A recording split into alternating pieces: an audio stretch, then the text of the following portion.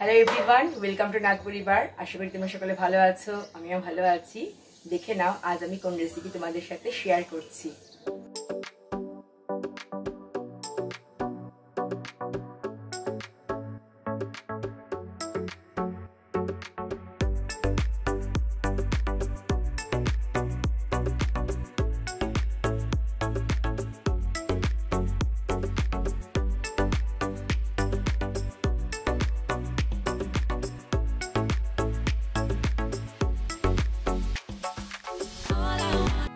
আজ তোমাদের সাথে শেয়ার করছি বিস্কুটের রেসিপি। আর এই বিস্কুটটা আমি তৈরি করেছি আটা দিয়ে তেলে ভেজে। ভিডিওটা প্রথম থেকে শেষ পর্যন্ত দেখলে তোমরা বুঝতে পারবে যে কত সহজেই এই বিস্কুট বাড়িতে তৈরি করে নেওয়া যায়।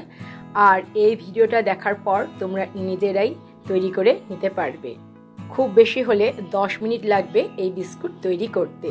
তাহলে আর দেরি না করে তোমাদেরকে দেখিয়ে দিচ্ছি কিভাবে আমি তৈরি করেছি আটা দিয়ে বিস্কুট তেলে ভেজে।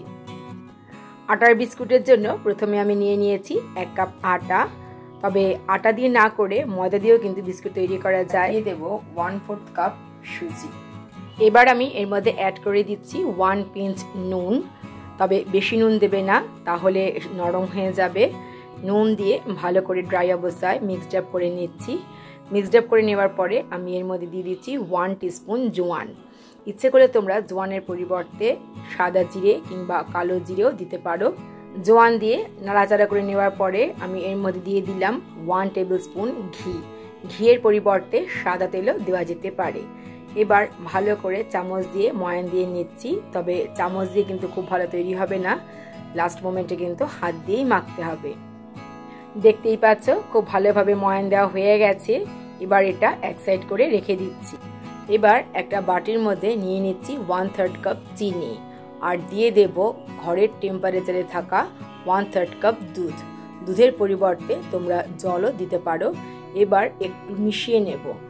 তবে খেয়াল রাখতে হবে চিনি যেন দুধের মধ্যে মেল্ট হয়ে না যায়, একটু আস্তে আস্তে যেন থাকে।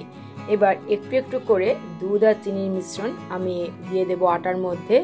আর অল্প অল্প করে মাখতে থাকবো, একবারে কিন্তু পুরো দুধটা দিয়ে দেবে না। এবার চামচটা রেখে দিয়ে আমি হাতের সাহায্যেই মেখে নেব, কারণ আর চামচ দিয়ে মাখা যাবে না।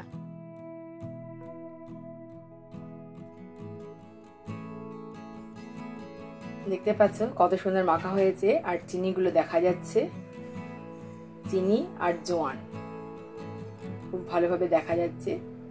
এই জন্যই দুধের মধ্যে আমি চিনিটা ভিজিয়ে নিয়েছিলাম। এবার এর মধ্যে আমি একটু নারকেল কোড়া দিয়ে দিচ্ছি। এটা ফ্রেশ নারকেল কোড়ানো, তাহলে খেতে আরো ভালো লাগবে।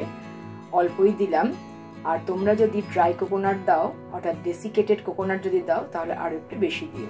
এবার নারকেল কোড়াটা দিয়েও খুব ভালোভাবে মেখে নেব। নারকেল কোড়াটা দিয়েও খুব ভালোভাবে মেখে নিয়েছি, দেখতেই পাচ্ছ। এবার এটা রেখে দিচ্ছি। কড়াইতে তেল গরম বসিয়ে দিয়েছি। আর ডোর মধ্যে আমি দিয়ে দিচ্ছি 1/2 টিস্পুন বেকিং পাউডার, তাহলে বেশ খাস্তা হবে। তাই বেকিং পাউডার দিয়ে আবার খুব ভালোভাবে আমি মিক্সড আপ করে নিচ্ছি। বেকিং পাউডার দিয়েও খুব ভালোভাবে মাখা হয়ে গেছে। এবার আমি বেলে নেব। এই পাচ্ছ আমি দুটো ভাগ করে নিয়েছি। এবার বেলে নিচ্ছি। আটা বা তেল কোনো কিছু দেওয়ারই দরকার নেই, জাস্ট হাত দিয়ে একটু চ্যাপটা করে বেলে নেবে। দেখো বেলা হয়ে গেছে, এইরকম পুরো হয়েছে। গ্লাসটা দিয়ে আমি গোল শেপে কেটে নেব। দেখো কত সুন্দর দেখতে পেয়েছো।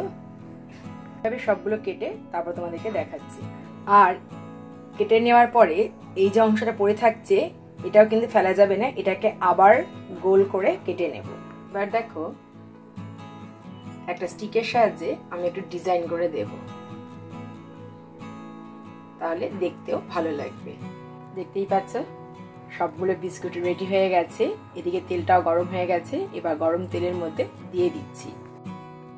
মিডিয়াম টু হাই ফ্লেমে বিস্কুটগুলো আমি ভেজে নেব। তবে একবারে সবগুলো বিস্কুট ছাড়বো না, দুটো স্টেপে আমি ভেজে নেব। একদিকটা ভাজা হয়ে গেলে উল্টে দেব। আর বেশ লাল লাল করে ভাজবো, তাহলে বিস্কুটগুলো বেশ খাস্তা আর মুচমুচে হবে। দেখতেই পাচ্ছ বিস্কুটগুলো একদম লাল লাল হয়ে উঠেছে। বিস্কুটগুলো তুলে আমি রেখে দিচ্ছি টিস্যু পেপারের ওপরে, তাহলে এক্সট্রা যে তেলটা রয়েছে সেটা অ্যাবজর্ব হয়ে যাবে। ঠিক এইভাবেই বাকি বিস্কুটগুলো ভেজে তারপর আমি তোমাদেরকে দেখাচ্ছি। এত সুন্দর খাস্তা হয়েছে যে বলে তোমাদেরকে বোঝাতে পারবো না। আওয়াজ শুনে তোমরা বুঝতে পারছো যে কতটা খাস্তা আর মুচমুচে হয়েছে। একটা বিস্কুট আমি তোমাদেরকে ভেঙে দেখাচ্ছি, দেখো, দেখতে পাচ্ছ বিস্কুটের ভেতরটা এইরকম হয়েছে। এবার একটা প্লেটের মধ্যে আমি সার্ভ করে দিয়েছি আটার তৈরি তেলে ভাজা বিস্কুট। ভিডিওটা প্রথম থেকে শেষ পর্যন্ত দেখার জন্য অসংখ্য ধন্যবাদ। আশা করি আজকের ভিডিওটা সবারই ভালো লেগেছে। তাহলে আজ এই পর্যন্তই, দেখা হবে তোমাদের সাথে আবার নেক্সট ভিডিওতে। ততক্ষণ পর্যন্ত তোমরা সবাই ভালো থেকো, টাটা।